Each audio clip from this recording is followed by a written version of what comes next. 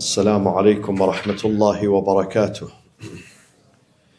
بسم الله الرحمن الرحيم. الحمد لله رب العالمين، نحمده ونسبحه ونقدسه على آلائه ونعمائه، ونشهد أن لا إله إلا الله وحده لا شريك له، إلها واحدا أحدا فردا صمدا قيوما، ونشهد أن سيدنا محمدا عبده ورسوله أرسله بالهدى ودين الحق ليظهره على الدين كله. اللهم صل وسلم وبارك وترحم على محمد وآل محمد كأفضل ما صليت وسلمت وباركت وترحمت على إبراهيم وآل إبراهيم في العالمين إنك حميد مجيد.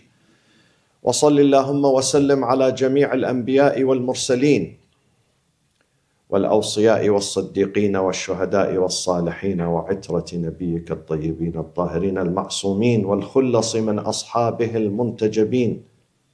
عباد الله، أوصي نفسي وأوصيكم بتقوى الله ولزوم أمره. قال الله سبحانه وتعالى في كتابه الكريم في سورة الحج: أعوذ بالله من الشيطان الرجيم، بسم الله الرحمن الرحيم: الذين إن مكناهم في الأرض أقاموا الصلاة وآتوا الزكاة وأمروا بالمعروف ونهوا عن المنكر ولله عاقبة الأمور. صدق الله العلي العظيم.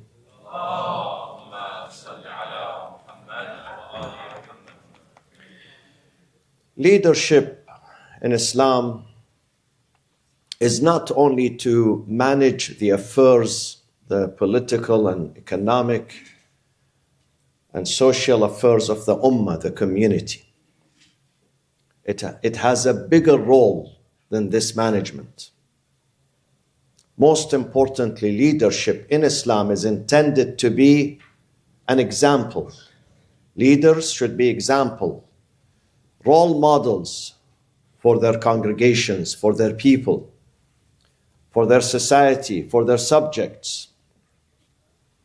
They have to be the source of empowerment, source of inspiration, source of righteousness and honesty for the people of the country. This is why Allah subhanahu wa ta'ala puts so much emphasis on the leaders, on the imams, on the prophets. وَرَبُّكَ يَخْلُقُ مَا يَشَاءُ وَيَخْتَارُ مَا كَانَ لَهُمُ الْخِيَرَةُ مِنْ أَمْرِهِمْ. The business of leadership of the community belongs to God. He's the one who creates and He chooses for the leadership position. He would not leave it to people. If He leaves this affair to the people, they will fail. They will fail this affair. So God knows who to choose, which prophet to choose, which imam to choose to lead the nation. He knows. وَرَبُّكَ يَخْلُقُ مَا يَشَاءُ وَيَخْتَارُ. Leaders are role model for their nations, and it has been said a long time ago, الناس على دين ملوكهم. Who do they follow? The people of the community, the people of the country, the society. Who do they follow? They follow their muluk, their governors, their leaders. Meaning they follow their path, they follow their behavior, they follow their conduct. If the top leader, the leadership, the government is an honest, hardworking, honest, sincere, they intend to serve people, not themselves, people are going to learn that from them. People are going to learn to be honest too, to speak the truth, not to cheat, not to lie, not to be dishonest, not to be violent against each other.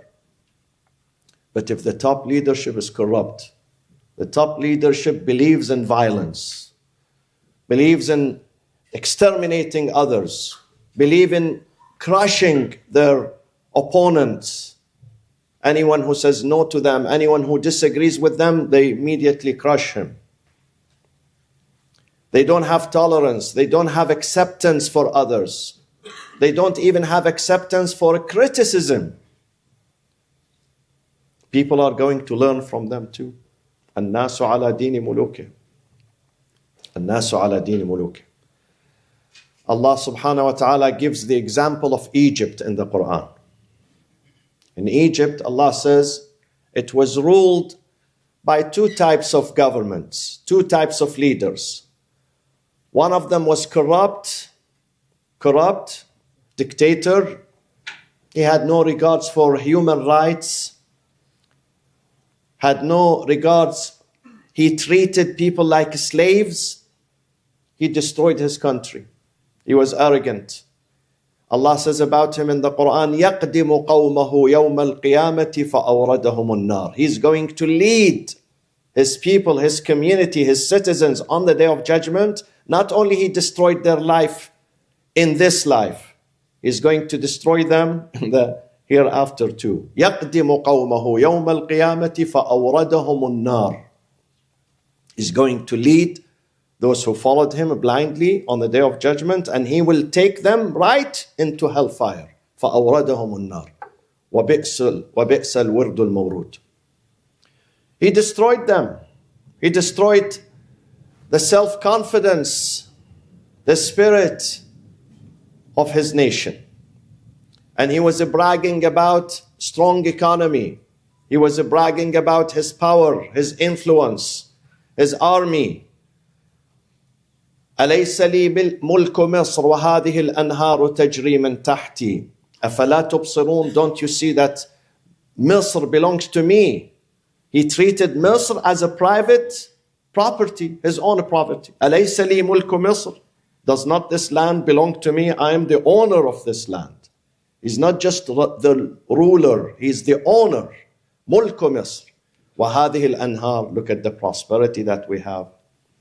تجري من تحتي أفلا تبصرون أم أنا خير من هذا الذي هو مهين ولا يكاد يبين. Isn't it that I am better than this? He points to Musa, who's maheen. He's very insignificant. He has nothing. He's bankrupt. Maheen. ولا يكاد يبين. He hardly can even express himself. He cannot even talk. This is what he says. This is what Fir'aun says about Musa alayhi salam. He destroyed his community. And then after that came Yusuf alayhi salam. Yusuf alayhi salam ruled this country. And he made it an oasis for freedom, for prosperity, for real wealth, real power, real dignity, because he was just. And this is what the hadith says. The hadith says, إذا فئتان من الناس, Rasulullah sallallahu alayhi wa sallam says, طائفتان من الناس إذا صلحوا صلح الناس وإذا فسدوا فسد الناس. Two groups in the community, in the society, in the country. Those people, if they are upright and righteous and honest, they turn the entire community into honest citizens, honest subjects, true subjects. The Prophet says, Al-ulama'u wal-umara. Al-ulama, the scholars, and the governors, the rulers. Those two, if they are upright, if they are honest, if they are sincere, they turn their country into a paradise. Because they have much influence on the people. Their conduct, their behavior, people look up to them. إِذَا صَلُحُوا صَلُحَ النَّاسِ وَإِذَا فَسَدُوا. If they go wrong, if they are corrupted, they corrupt the whole nation with them. The whole nation with them. Allah says those who are in charge, they have a big responsibility. الَّذِينَ إِن مَكَّنَّاهُمْ فِي الْأَرْضِ. When we enable them to rule in the land. Number one, أَقَامُوا الصَّلَاةِ. They establish connection with God. They get inspired by God. They receive the orders not from this country or that country or this superpower or that army. They receive orders from God. أَقَامُوا الصَّلَاةِ. وَآتَوُا الزَّكَاةِ. They are not corrupt when it comes to the wealth, when it comes to economy. They are not corrupt. وَأَمَرُوا بِالْمَعْرُوفِ. Then they enjoin goodness. They enjoin beauty. They promote beauty. They promote justice. وَنَهَوْا عَنِ الْمُنْكَرِ. They forbid evil. So the prosperity of any country does not only depend on a strong and robust economy. real prosperity of any country today depends on the moralities and ethics, on the relationship among the people. Sometimes you can build a strong economy, but when you come down to people in the society, they don't trust each other. They are suspicious of each other. They disrespect each other. They have no regards for human rights. You are not doing anything. In fact, strong economy without akhlaq, minus akhlaq, without ethics, it's going to be a big disaster on the country. It's going to create arrogance. It's going to push the leaders of that country who have so much money and they don't know what to do with it, to aggression, to occupy other lands, to interfere and meddle in the business of other countries. This is what some countries are doing. In the Gulf states, some countries, they have surplus of money. Rather than minding their business, focusing on their countries, they interfere in countries thousands of miles away. Creates aggression and arrogance and fasad, corruption. Why? Because when the akhlaq is taken away from money, from economy, that is not real prosperity. Allah says the nation, a stable nation, a peaceful nation, to create real peace, real harmony in your society, in your country, you need akhlaq, humanities, ethics, moralities. Inspire your people to be good. Don't bother yourself with economy will come. Definitely when there is no corruption, people are going to live in dignity. They are not going to be impoverished. When there are no thieves, no corrupts, then the country is going to enjoy good economy. You have to worry about the akhlaq first. Put akhlaq first. When you put akhlaq first, you put your nation first. You put the values first. الذين إن مكناهم في الأرض أقاموا الصلاة وآتوا الزكاة وأمروا بالمعروف ونهوا عن المنكر ولله عاقبة الأمور. Musa alayhi salam says, he was saying to Fir'aun, yes, you brag about Egypt and your power and your influence and your wealth and your money, but these things are going to go. And this is what happened. Musa alayhi salam said, ربنا إنك آتيت فرعون وملأه أموالا وزينة في الحياة الدنيا. Me and my community are oppressed, neglected, but you have given our enemy Pharaoh and his army zinatan, attraction, wealth, وأموالا في الحياة الدنيا. So he asked for two things. These two things, they destroy the society. ربنا اطمس على أموالهم. اطمس, blot out, wipe out their wealth. Take the barakah out of the money. When the barakah is taken out of the money has no value in the market. No blessings, no benefit. It becomes a liability, not benefit. A liability on the person. When the barakah is taken away from the money. رَبَّنَا اطْمِسْ عَلَىٰ أَمْوَالِهِمْ. This is number one. Take the barakah out. Wipe it out from their wealth. وَاشْدُدْ عَلَىٰ قُلُوبِهِمْ. Harden their hearts. Let them live without mercy. And a person without mercy is not a human being. I mentioned last night, God gives an example of some individuals, some families, some leaders, some communities who are merciless. Merciless, God says those are like beasts. إِنْهُمْ كَالْأَنْعَامِ بَلْ هُمْ أَضَلٌ. They are like beasts, even worse than beasts. When you take mercy out of the heart of any individual, he turns into a beast in the shape of a human being, but he's beast. And this is what happened. The entire Egypt collapsed because the money has no barakah, the economy has no barakah, no blessings, and also the individuals, they were stripped of their humanity and their mercy. Fir'aun and his entire system collapsed. When there is no connection with God, when mercy and humanity is missing from any country, any society, any family, that society is not going to last. Bismillah ar-Rahman ar-Rahim. وَالْعَصْرِ إِنَّ الْإِنسَانَ لَفِي خُسْرٍ إِلَّا الَّذِينَ آمَنُوا وَعَمِلُوا الصَّالِحَاتِ وتواصوا بالحق وتواصوا بالصبر وصلى الله وسلم على سيدنا محمد وأهل بيته الطيبين الطاهرين.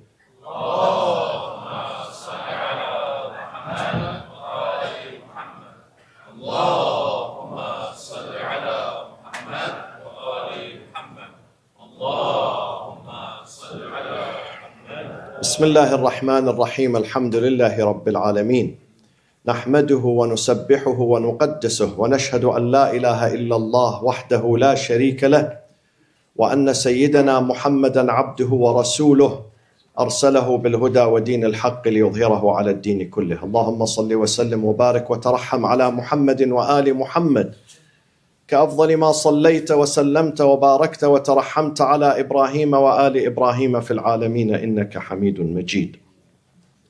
وصل اللهم وسلم على خلفاء نبيك وأوصيائه وأهل بيته وأحبته، علي أمير المؤمنين وقائد الغر المحجلين، وعلى البضعة الطاهرة فاطمة الزهراء سيدة نساء العالمين، وعلى سبطي نبي الرحمة وسيدي شباب أهل الجنة الحسن والحسين عليهم السلام، وعلى علي بن الحسين ومحمد بن علي وجعفر بن محمد وموسى بن جعفر وعلي بن موسى ومحمد بن علي وعلي بن محمد والحسن بن علي والإمام الخلف الهادي المهدي عجل الله تعالى فرجه وسهل مخرجه وجعلنا من أنصاره وأعوانه. عباد الله، أوصي نفسي وأوصي أهلي وإخوتي وأخواتي بتقوى الله ولزوم أمره. قال الله سبحانه وتعالى في كتابه الكريم: أعوذ بالله من الشيطان الرجيم، بسم الله الرحمن الرحيم. يا أيها الذين آمنوا كونوا قوامين بالقسط، كونوا قوامين لله شهداء بالقسط، ولا يجرمنكم شنآن قوم على أن لا تعدلوا، اعدلوا هو أقرب للتقوى، واتقوا الله إن الله خبير بما تعملون. صدق الله العلي العظيم.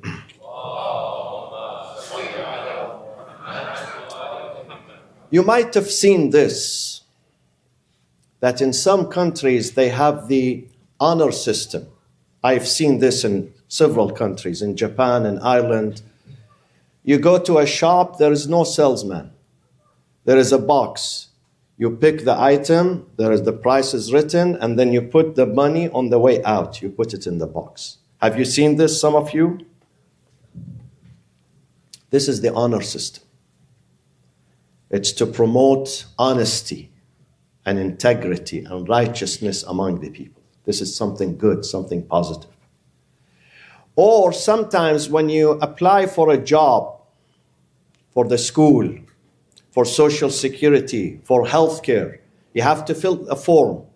In some countries, they accept anything that you write. They don't need any more documentation, no more people, no more papers, no more authentication, no more letter of support. They take your word. They treat you as an honest person speaking the truth. Whereas in other countries, if you apply for any job, you have to bring 10 papers, letters of support. You have to bring so much documentation to prove that you are telling the truth. Why is that? Someone asked me why. Is it because of religion? In this country there is Buddhism or Christianity. In that country there is Islam. Is it because of religion? Where is the problem? Why? Why do we have this in some countries and we don't have the honor system in other countries? Why? The problem is not with religion. The tenets, the core tenets of Islam and Christianity, they always invite, and any other religion, they invite people to be upright, to be honest. There is no book in the whole world like this book that emphasizes honesty, speaking the truth.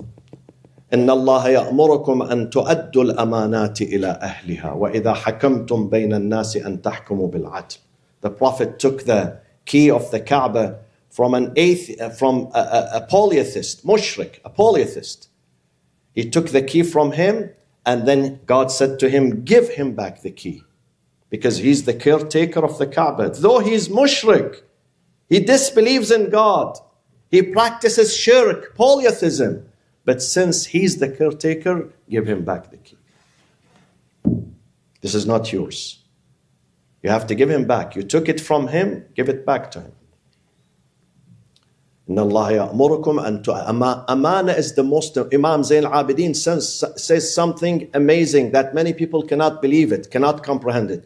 He says, if I know Shimr is going to behead my father Hussein, and he gives me his sword, and he says, Ya Zayn al-Abidin, leave my sword with you as an amana. Then he comes back and he asks for the sword that he's going to murder my father Hussein with it. I'll give him the sword back. It's an amana. It's an amana. This is the concept of amana in Islam. وَالْمُوفُونَ بِعَهْدِهِمْ إِذَا عَاهَدُوا وَأَوْفُوا بِالْعَهْدِ. How many verses we have in the Quran speaking about fulfilling the trust? Be honest. Be honest. Something that does not belong to you, don't take it. Don't touch it. وَأَوْفُوا بِالْعَهْدِ إِنَّ الْعَهْدَ كَانَ مَسْئُولًا. It's not about faith.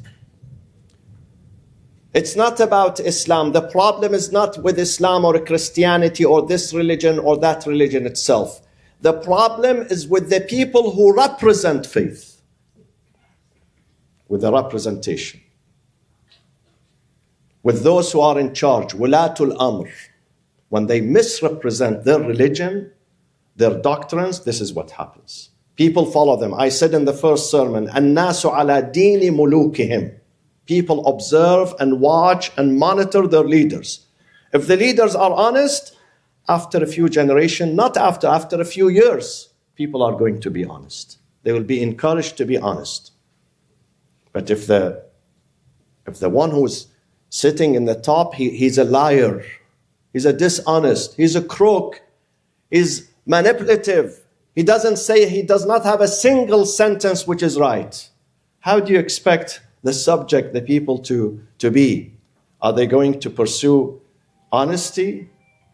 To be steadfast on honesty? No, they are not going. So the problem is not with religion itself, with those who twisted religion for their own purpose. They set the wrong example.